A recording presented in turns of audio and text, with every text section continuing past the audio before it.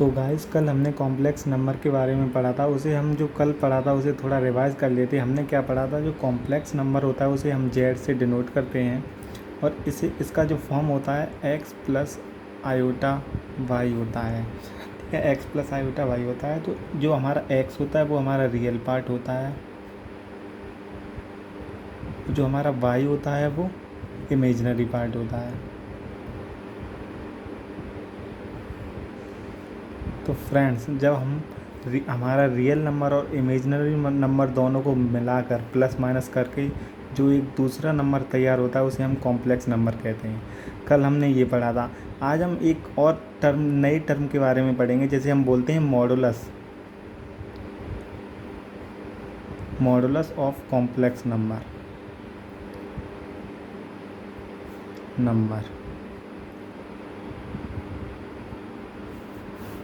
तो modulus of complex number क्या होता है, जो हमारा कॉम्प्लेक्स नंबर होता है जिसे हम जेड से डिनोट करते हैं, उसका जो मॉडुलस होता है उसे ऐसे डिनोट करते हैं। ठीक है, जो हम दो बार साइड में लगा देते हैं ऐसे डिनोट करते हैं। जो इसका जो फॉर्म होता है मॉडुलस, हम किसी भी कॉम्प्लेक्स नंबर का जब निकालते हैं, जैसे हमारे पास ये कॉम्प्लेक्स नंबर है z equal to x plus iota Y.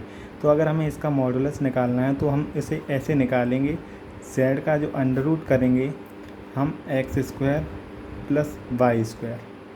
मतलब फ्रेंड्स क्या करते हैं, जब हम किसी भी कॉम्प्लेक्स नंबर का मॉडुलस निकालते हैं तो क्या करते हैं, real part of complex number का स्क्वायर कर देते हैं प्लस इमेजिनरी पार्ट ऑफ किसी भी कॉम्प्लेक्स नंबर का स्क्वायर कर देते हैं। ऐसे हम कोई भी कॉम्प्लेक्स नंबर है उसका मॉडुलस निकालते हैं। जैसे एग्जांपल, जैसे हमारे पास एक कॉम्प्लेक्स नंबर है 5 प्लस 7 आयोटा, ये हमारे पास कॉम्प्लेक्स नंबर है।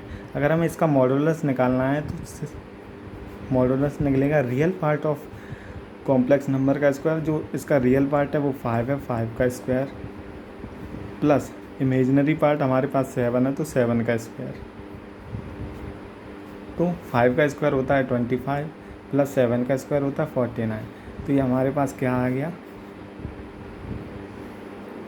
74, अंडर 74। ये हो गया किसी भी कॉम्प्लेक्स नंबर का मॉडुलस। अब हमने जब ये टर्म पढ़ा है तो इसकी कुछ प्रॉपर्टीज़ भी हैं, वो भी पढ़ लेते हैं।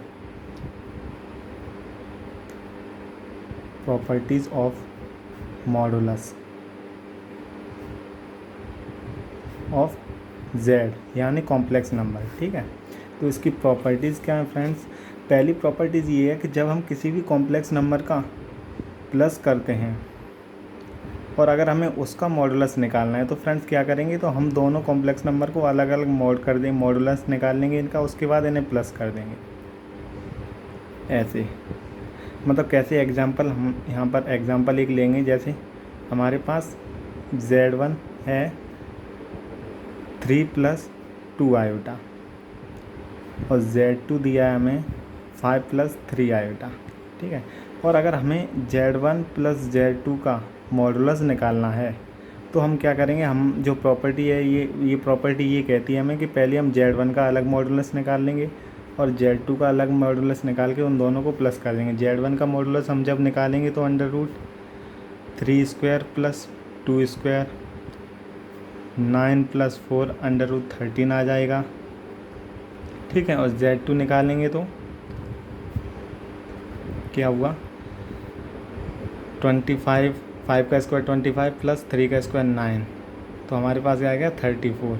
तो हम जब z1 प्लस z2 का मॉडुलस लिखेंगे वो हम ऐसे लिख लेंगे under root 13 plus under root 34। तो ये हमारे पास आंसर हो गया। ये हमारी पहली प्रॉपर्टी है। इसी की दूसरी प्रॉपर्टी क्या है फ्रेंड्स, दूसरी प्रॉपर्टी बिल्कुल वैसी है कि अगर हम किसी भी दो कॉम्प्लेक्स नंबर को जब माइनस करते हैं, जब हमें उसका मॉडुलस निकालना होता है तो पहले अलग अलग कॉम्प्लेक्स नंबर को मॉडुलस निकाल लेंगे, उसके बाद उन्हें माइनस कर देंगे। ये दूसरी प्रॉपर्टी है। इसकी तीसरी प्रॉपर्टी क्या है कि अगर हम दो कॉम्प्लेक्स नंबर का डिवाइड करते हैं और अगर उनका मॉडुलस निकालना है उसमें भी सेम है, क्या है, हम अलग अलग मॉडुलस निकाल लेंगे, उसके बाद उन्हें डिवाइड कर देंगे। एक प्रॉपर्टी ये और है फ्रेंड्स कि अगर जब भी किसी कॉम्प्लेक्स नंबर का अगर हमें उसकी मॉडुलस की पावर दी गई, वो कॉम्प्लेक्स नंबर की पावर दी है, उसका मॉडुलस निकालना है, तो हम क्या करेंगे, पहले उसका मॉडुलस निकाल लेंगे, उसके बाद उसकी पावर लिख देंगे। ये एग्जांपल ऐसे है जैसे हमारे पास कॉम्प्लेक्स नंबर है, वो है 2 + 3 आयोटा, ये वाला कॉम्प्लेक्स नंबर है, ठीक है। तो हमें जैसे हमारे पास ये एग्जांपल है 2 + 3 आयोटा, तो हमें क्या दिया है, हमारे जो इसकी जो हमें पावर है वो जैसे 4 है, इसकी हमें पावर निकालनी है। तो हम क्या करेंगे, पहले इसका मॉडुलस कर देंगे।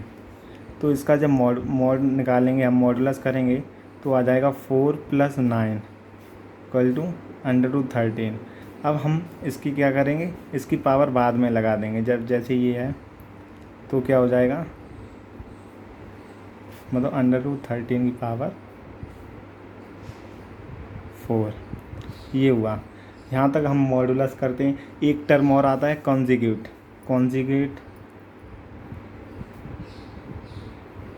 Of a complex number.